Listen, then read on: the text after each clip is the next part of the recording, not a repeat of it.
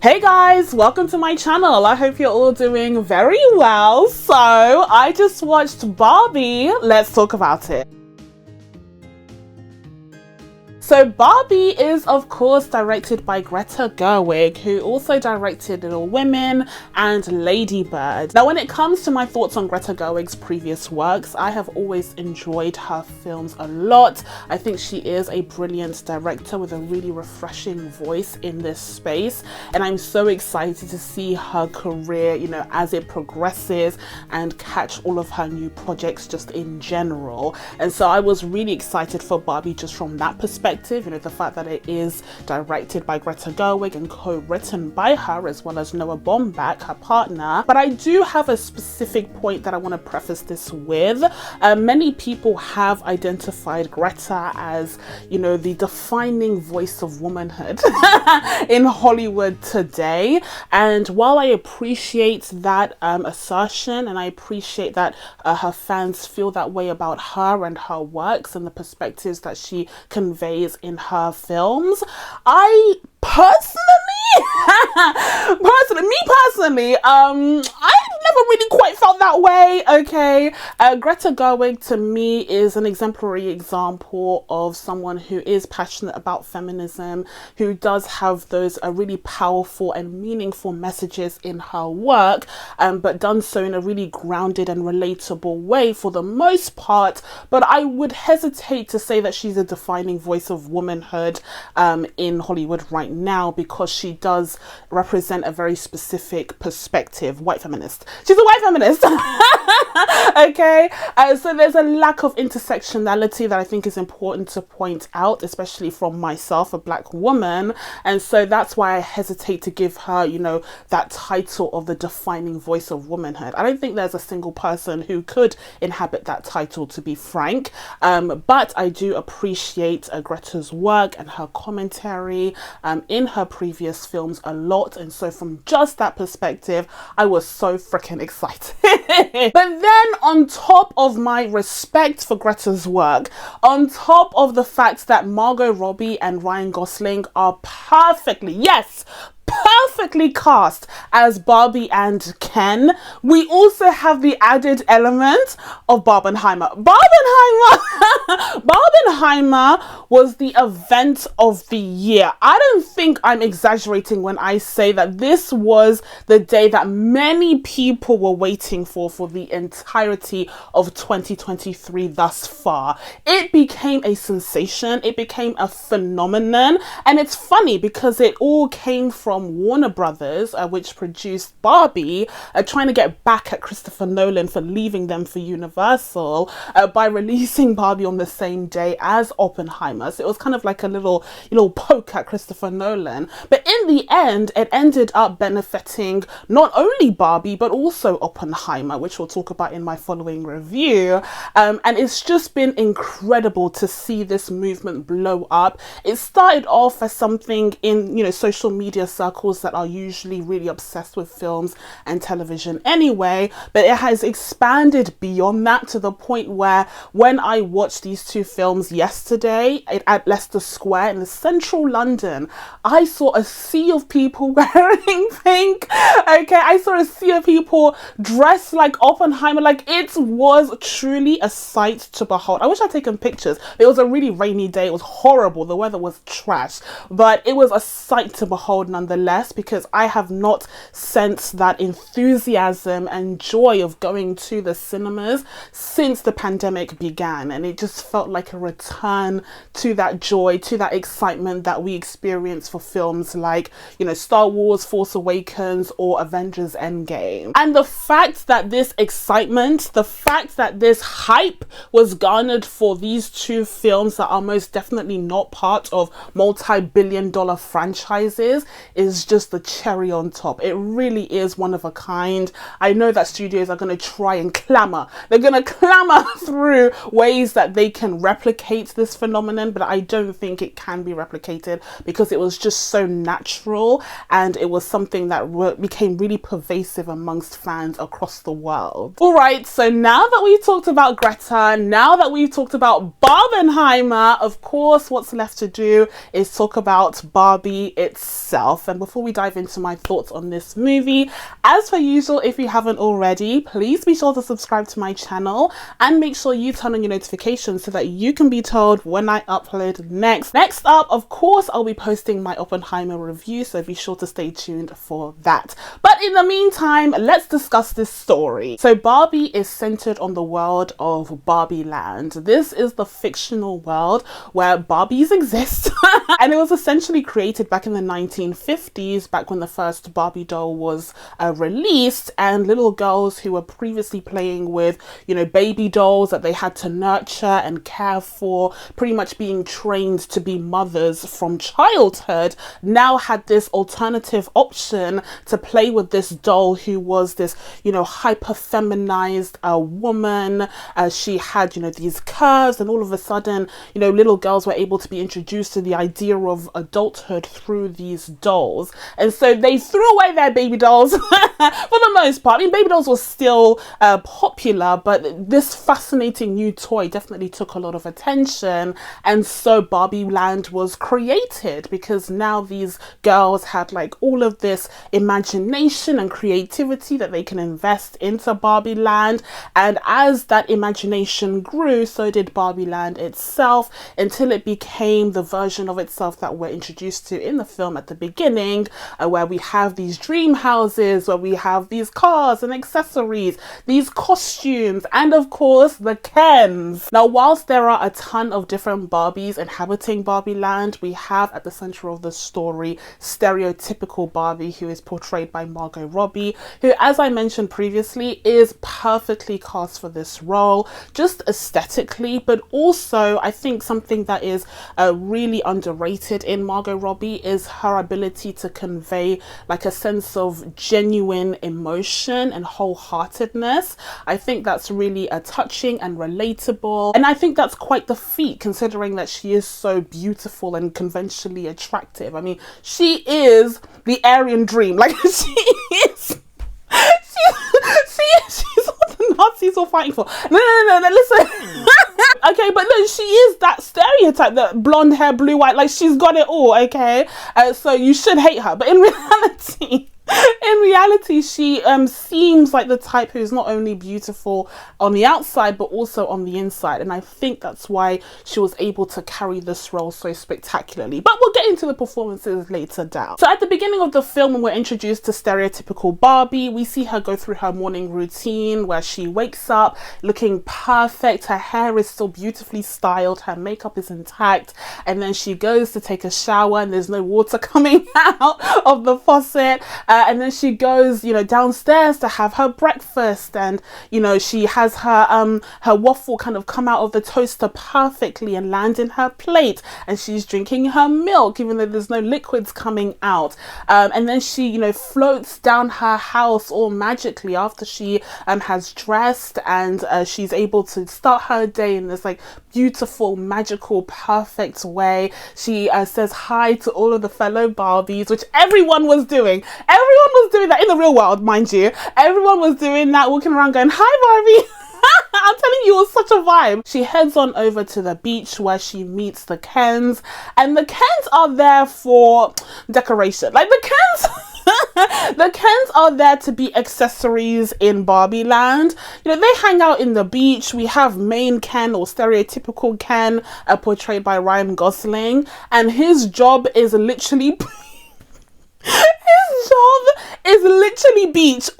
Listen, I already saw this in the trailer, so I wasn't surprised, but something about it had me cackling in the film where he said, no, my job isn't lifeguard, my job isn't like anything, there is no real title here, my job is literally beach. Like he says, don't get it twisted, my job is beach, okay? And like I said, the main role for the Kens in Barbie Land is just to, you know, be accessories to the Barbies. They're there to get the Barbies' attention, to make them happy. And that's pretty much the whole purpose in Barbie Land. And so you have, you know, stereotypical Ken who really wants to get Barbie's attention. It's going to be really hard to differentiate the Barbies because they're all called Barbie. But main Barbie, Barbie, okay? He just wants to get her attention. He's in love with her and infatuated by her. And so if she looks his way, he has the greatest day ever. That's pretty much his aim for the day. Now, Ken does have some tension and some rivalry with another Ken who is portrayed by Simu Liu. And they have this rivalry because, you know, whenever Simu Liu's Ken is able to get Barbie's attention, then Ryan Gosling's Ken, this is very confusing, Ryan Gosling's Ken gets really jealous and childish and immature, but that is like a through line that we see throughout the film, that kind of rivalry that exists between them that is really fun to watch. So on this first day when we're introduced to Barbie Land, everything is going perfectly well. We see Barbie's routine, we even see that she's organized this blowout party and we have this choreographed scene where everyone is dancing to the music. Everything is wonderful, amazing, phenomenal, until in the middle of Barbie's dance, she starts thinking about death. She starts having a bit of an existential crisis. These thoughts creep up on her and she's not quite used to it. And it's something that she brushes off very quickly. She's like, oh, never mind, lol. And then she goes back home and gets some rest. And the next day, nothing is the same. She's looking messy. She's looking tired. She's not able to float down her house anymore, and she even has flat feet. Like, where are her arched feet? And she goes to the beach to show her friends, and they're all like, oh my god, you freak, oh my oh my god, you weirdo, why are your feet like that? And so then she's forced to visit Weird Barbie, who is called Weird Barbie both behind and in front of her face. So she goes to visit Weird Barbie, portrayed by Kate McKinnon, to find some answers. And Weird Barbie comes to the conclusion that she has to travel to the real world to find the little girl who was playing with her, because clearly something has gone wrong. So if she fixes that, then she'll be able to fix her life back where it was, to live that dream life that she had before. So that's how we begin this journey into the real world, through this really creative sequence that's just beautifully designed. You have these painted backdrops that are very reminiscent of the films from like the 1940s to the 60s, especially musicals and such. We also have Ken gate crashing. You know, he lands in Barbie's car and he wants to join her for this journey. So they go across all of these different ecosystems, you know, across the galaxy even, to end up in the real world, in the middle of, I think, is it Santa Monica? Or it was LA, it was Los Angeles somewhere, where all of a sudden Barbie is confronted with the realities of the real world, and they're not all great. So almost immediately when Barbie lands in LA, she is catcalled, she is groped, she is sexually harassed, like she okay, she really goes through it within the first 5 minutes. And I thought this was such a clever storyline, because up until now Barbie has been under the false impression that her mere existence has fixed the real world. You know, it has promoted feminism, it has created equality in the real world. No, not even equality. It has ensured that women maintain sort of dominance in the real world, and they're able to have positions of power, they're able to inhabit careers that were traditionally held by men, you know, almost exclusively. Like, that's what she believes her impact as a doll has been in the real world. But then when she's actually confronted with reality, she quickly realizes that that is not the case. You know, just because in Barbie Land you have, you know, all these women inhabiting positions of power, you have presidents, physicists, doctors, you know, authors that are all women, that level of power and authority held by women isn't reflected in the real world as such. So after she gets this rude awakening, it seems to exacerbate the symptoms that she's experiencing of no longer being this perfect Barbie doll anymore, and starting to experience, you know, human emotions and human thoughts. And so she desperately is trying to find, you know, the little girl that is playing with her to ensure that she can go back to her regular reality.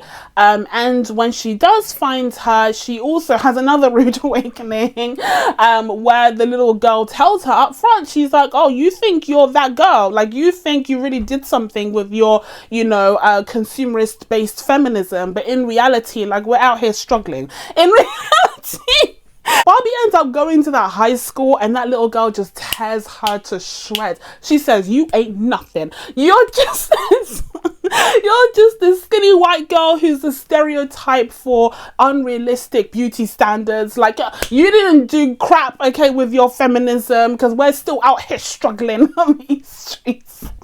This teenage girl just ripping into her, and Barbie is just so sad. She's like, oh my god, I thought they were gonna thank me.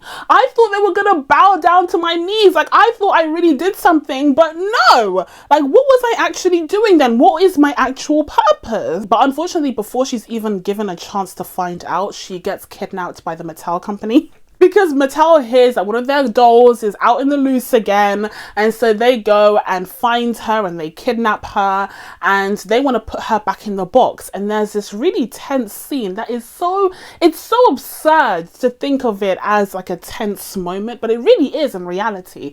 It's this tense moment where they're trying to shove her back in the box, and that has all sorts of connotations and all sorts of meanings.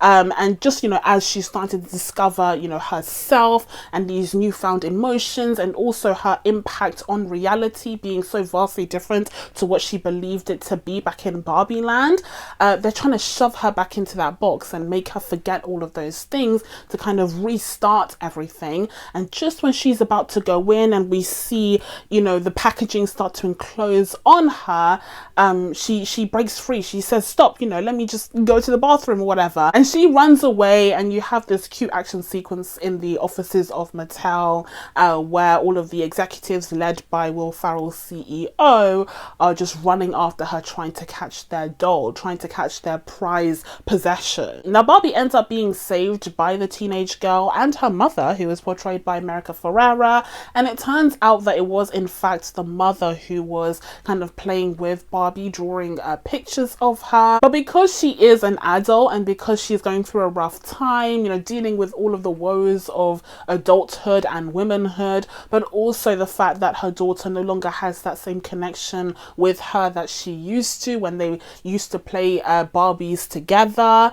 So she's expressing some of that frustration and anger and sadness into her playtime with Barbie, and that has affected the way that Barbie thinks ultimately, and has caused her to have these existential thoughts that she never had before. And they take all of that baggage back to Barbie land, where they find certain changes have been made by Ken, because Ken, you know, he was absent from the chase sequence before, but he has also been, you know, looking around at the real world, and he has learned quite a few things, one of them being patriarchy, the idea of patriarchy, which he finds refreshing in light of the fact that back in Barbie land, they are seen as, you know, submissive to all of the Barbies, and they don't really have a purpose beyond pleasing the Barbie. So then the final act becomes about restoring Barbie land back to the way it was, with, you know, the Barbies taking back control over their land and themselves and their lives,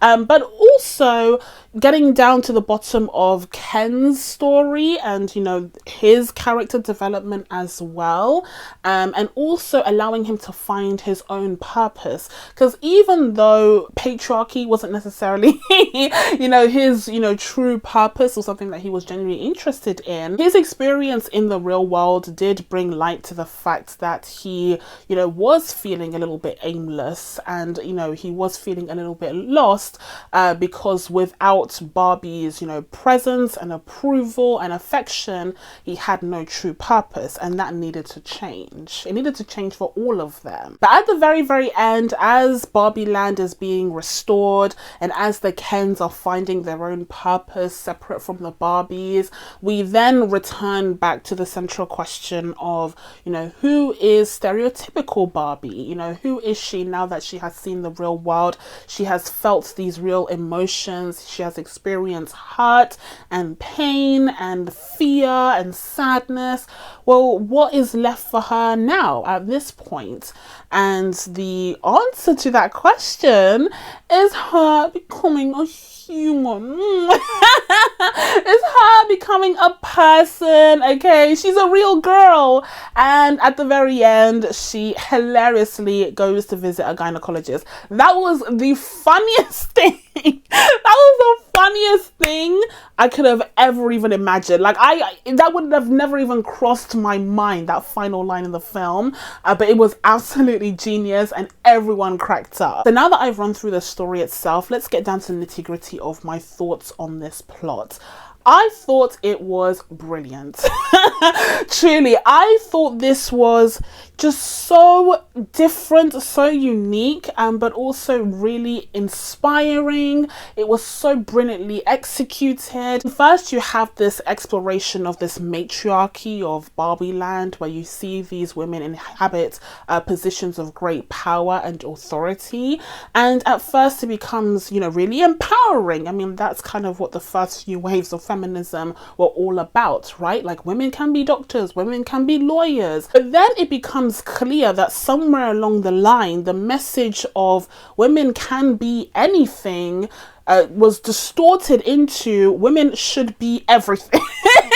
Like, that's what the message became, and that also became really overwhelming, and it felt like, women were trapped into a box. It was just a different kind of box, because now there's this expectation to be doctors, lawyers, astronauts and whatnot, but to also be caregivers, to also be mothers, to also take care of the household. So you need to be able to do it all, and that has just become so out of reach that it has led to another problem in womanhood today. Now, when it comes to how the feminist commentary is expressed in the film, I think there are some really key powerful moments that really hit the nail on the head when it comes to getting down to the message of this film. And the first one is, of course, when the Barbie and Ken first arrive in the real world and Barbie is attacked with all things patriarchy.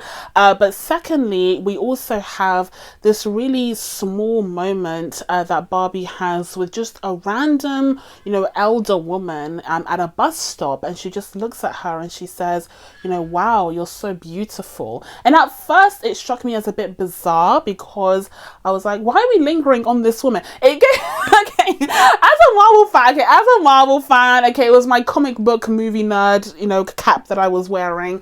But as a Marvel fan, I was like, oh, is this like an Easter egg? Is this like an Easter egg? Like, is she the founder of Barbie? Like what's going on? Who is this older woman? Is there something to it? But then after watching the film and, reading the story about how Greta Gerwig really wanted to push for this scene, despite the executive saying that it was superfluous, I saw then that it really is just like a random woman that Barbie takes a moment to appreciate and to compliment. And I realized that it's because none of the Barbies look like her. There aren't any old woman Barbies, like elderly lady Barbies, like that's not a thing. So when it comes to the Barbies represented in Barbie land, whilst the Barbies in the real world have become more diverse over the decades because of pressure from the public, we haven't really seen, that stage of women's lives be represented in these toys. People tend to want to avoid that at all costs. And so Barbie looking at this elder woman and saying like, oh wow, you're so beautiful, was a really, heartwarming and touching moment if you think about it. So that was another moment that was really key to the feminist messaging here, as well as her talk with the founder of Barbie, who is played by Rhea Perlman here.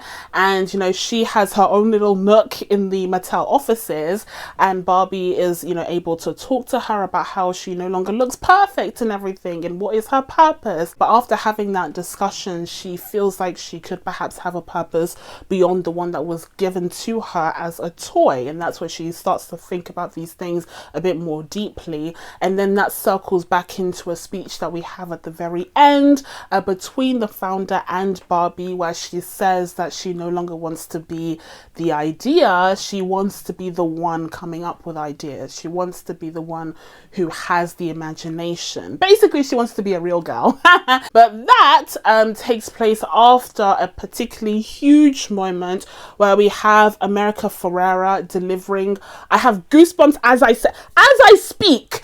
America Ferrera delivers one of the most powerful monologues that I have ever seen on film ever. Listen, okay, listen. America Ferrera's monologue about being a woman in the modern age, okay, the difficulties, the struggles, the juxtapositions and conflicts, like it was just so perfectly written, perfectly delivered.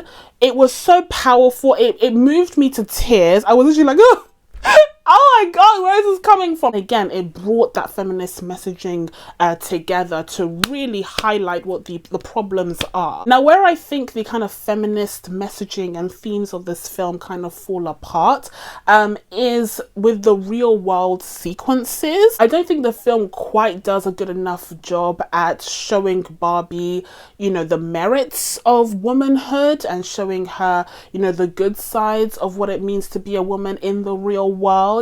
And they introduced her to a spattering of, you know, issues within a patriarchal society, giving her a taste of what's to come. But they don't really show her, you know, the sisterhood in the real world. They don't really show her what she could aspire to be should she become a real woman. And so it's kind of confusing that she has that as her aspirational goal at the very end of the film, where she talks about how she wants to be the one doing the imagining, but we don't really see her meeting other women who are able to do that, who are in positions to do so. The one exception is, of course, America Ferrera's character Gloria and her daughter, and I guess she could be inspired by them, but I don't know, I feel like we needed a little bit more exploration of women in the real world succeeding and thriving and, you know, supporting one another despite the trials and tribulations that we go through. And then lastly, on the topic of the feminist commentary in this film, I will say, you know, as I mentioned previously, when it comes to Greta Gerwig's projects,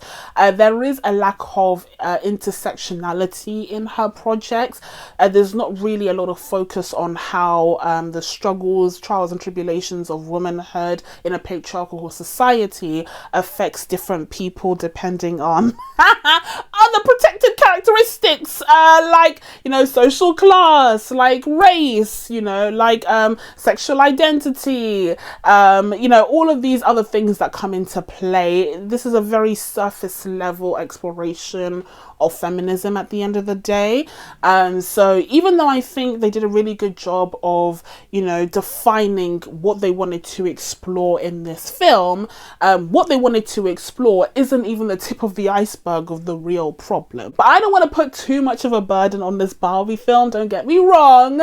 I just wanted to point it out that, you know, intersectionality is very important, and that's why I struggle to hail Greta Gerwig as the defining voice of womanhood, because she only represents one specific take. I mean, keep in mind, there was also a very strict gender binary in this film as well. It was very much women versus men, and nothing really in between that was explored. Okay, so next up, what I wanted to explore was Ken and his discovery of patriarchy.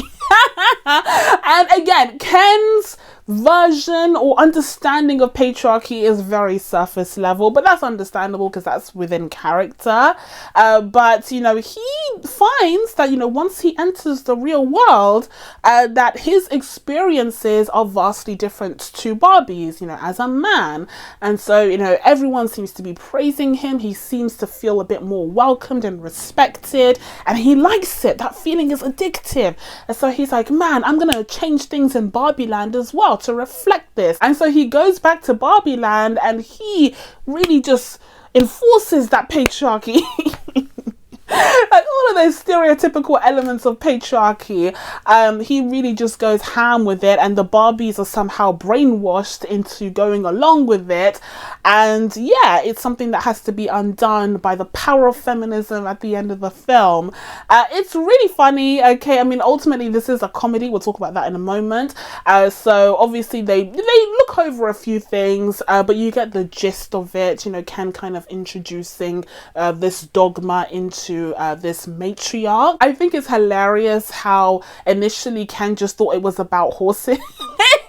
Like he was literally like, oh, like I like horses. I like the idea of riding around horses and being powerful and stuff. So like, yeah, let's, you know, bring that to Barbie land. And then it just became a whole different thing. But I think there is something really accurate about, you know, having this person, particularly a man, who has been, you know, emasculated back in the Barbie world. But he goes to this patriarchal society and all of a sudden sees that power and that authority that men hold in this reality, and feels like he can introduce it to his world. And it's the fact that even though in the real world he's underqualified to do anything, okay, he can't really inhabit any real job. He can't even be a lifeguard, and beach isn't a real job in the real world. So like, he's still very low on the totem pole in the real world, despite having that one advantage of being a man, a white man, but they don't talk about that. But when he goes back to Barbie land, because he has that one up against, you know, all of the other Kens, it all of a sudden makes him a king. And I think that's something that has been exhibited time and time again in real life as well. It's like, you just need to be one step ahead of the rest. You don't necessarily need to be smart or talented, okay, or qualified. As long as you're one step ahead of the rest, all of a sudden that makes you a leader in your community. And people who crave that power will take full advantage of that. Okay, so now let's talk about the comedy, because, you know, even though this film is so clever in the way that it layers in some really poignant social commentary, feminist commentary in particular, in the story, it shouldn't be forgotten still that this is a fantastic comedic experience with some hilarious jokes dotted throughout. Like, there are some laugh out loud moments. Oh my god, me and the cinema, everyone in the theater was going crazy. Some of these jokes were so funny. Helen Mirren was brilliant as the narrator, and that one particular scene, you know it if you've seen it, that one particular scene where Barbie's like, I'm not pretty enough, and you know, I'm not pretty anymore, and then everyone in the cinema is thinking the same thing. Everyone in the cinema is like, sis, like, you're Margot Robbie, like, like, you're not pretty enough, like, what are you talking about? Just because you have fewer bundles in your wig doesn't mean that you're not Margot Robbie. Like, the point is that as soon as all of the flourishes, the perfection of Barbie land started to disappear from Barbie's world, she lost all sense of purpose, and she lost that, you know, kind of girl power, confidence that she had beforehand. And where is she now in light of that? We of course had a ton of comedic moments from Ken, both Ken portrayed by Ryan Gosling and also all of the other Kens. The Kens were just brilliant, and the dance sequence that they have near the end with the I'm Ken music was like it was so phenomenal. I wanted it to go on for longer. I wanted more, you know, musical sequences in this. Like, it was just brilliant. I was grateful to be experiencing excellence. It's just, I mean, it's so refreshing, guys. Oh, it's so refreshing. And yes, this is technically a film that is based on an extremely famous, popular IP. But the way that Greta Gerwig has gone about it, it's just so refreshing. It's just so new, so innovative. I mean, just perfectly executed. But I will say, to that end, if there were any other weaknesses, I would probably point to the real life sequences. I feel like we dipped a little bit in the middle of the film where we were in the real world. As I mentioned, I think the portrayal of patriarchy and, you know, the problems that are faced by women was very surface level, just the tip of the iceberg, really. And we could have gone a little bit deeper into, first of all, you know, meeting more real women in the real world and seeing what their experiences were, but also touching on, you know, the good side, so that it made sense for Barbie to want to be one of them in the end. But also, you know, the sequence with Mattel in their offices, like, it was cute, like, it Will Ferrell was fine, like, he was really good, but it wasn't the shining moment of this film. You know, that's not really why we went to see the film in the first place. We went to see it to see Barbie Land, okay? Like, we wanted to live in Barbie Land, and so when we got back to that, it was brill. So some other great things about this film are, of course, the performances. The performances here are brilliant, absolutely phenomenal. I mean, first of all, you have Margot Robbie, who, as I said, is perfectly cast for Barbie, both visually, but also in terms of her portrayal of the character. She lent a lot of heart to this character, especially as she is someone who is experiencing all of these complex emotions for the very first time. You believe that she is trying to figure things out, that she's kind of unraveling as this, you know, dogma, this girl boss dogma that she has known all her life and all her existence starts to kind of crumble right in front of her. So Margot Robbie absolutely nailed this, and I feel like her performance is being overlooked a little bit because she is perfect casting for Barbie visually, and so it must be easy for her to step into Barbie's shoes, right? But let's not forget that she really did a really great job kind of killing those emotional beats and really making us feel for the character. And, you know, most of the times when I was tearing up, it was because Margot Robbie was tearing up, okay? Let's be real. So she must have done something right. But then, of course, you have her co-star, Mr. Ryan Gosling. Ryan Gosling.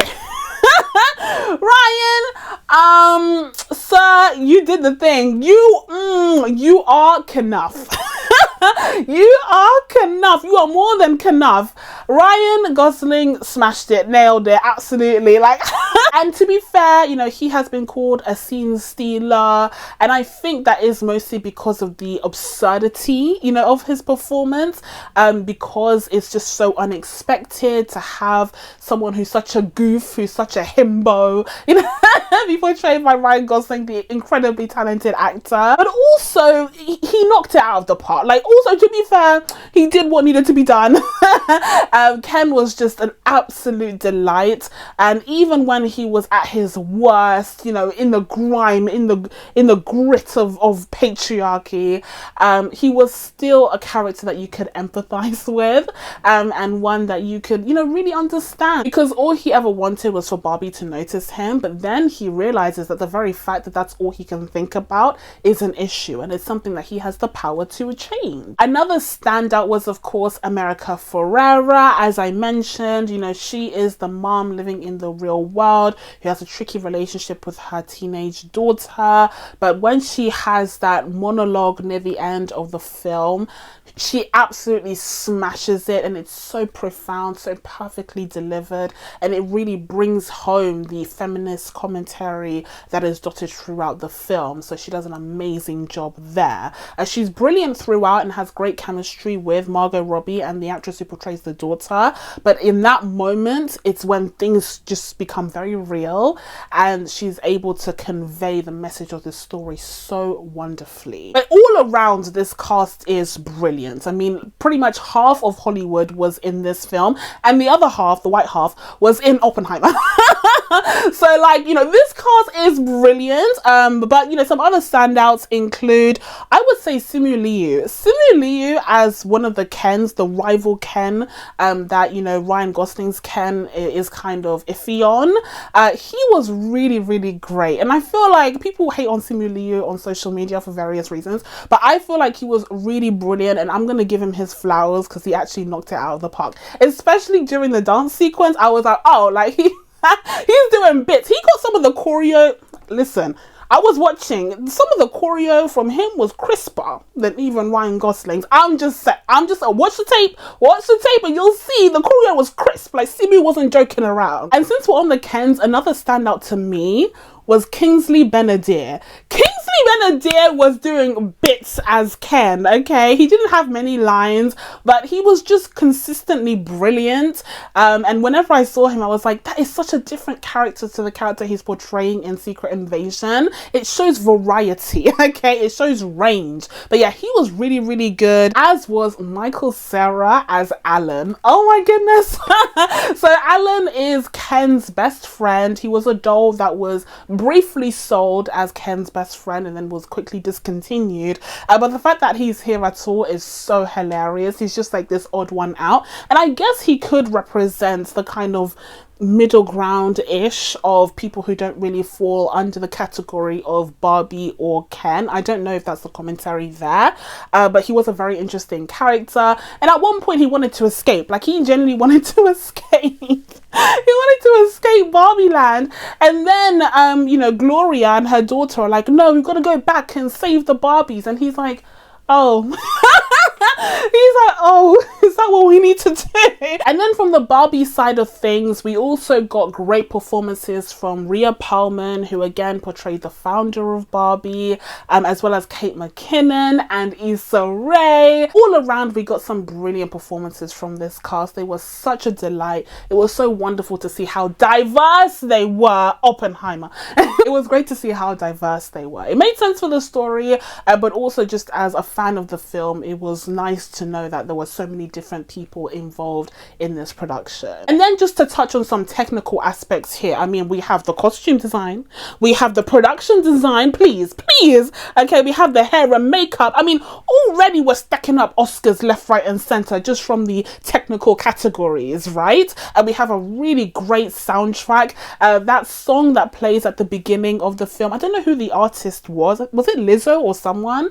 But the artist who was like literally saying what was happening as the song was going, and then in the second morning when Barbie's life starts to unravel, she's like, oh girl, what's going on?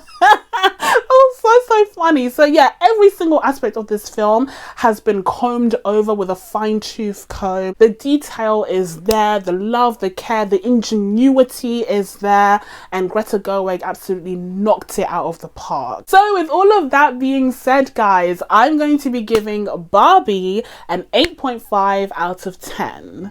So that's it from me. Now that I told you guys my thoughts on Barbie, it's time for you guys to let me know what you thought of this film down in the comments below. Please be sure to subscribe to catch new videos coming up. Thank you guys so much for watching. I really appreciate it, and I will see you in the next one. Bye.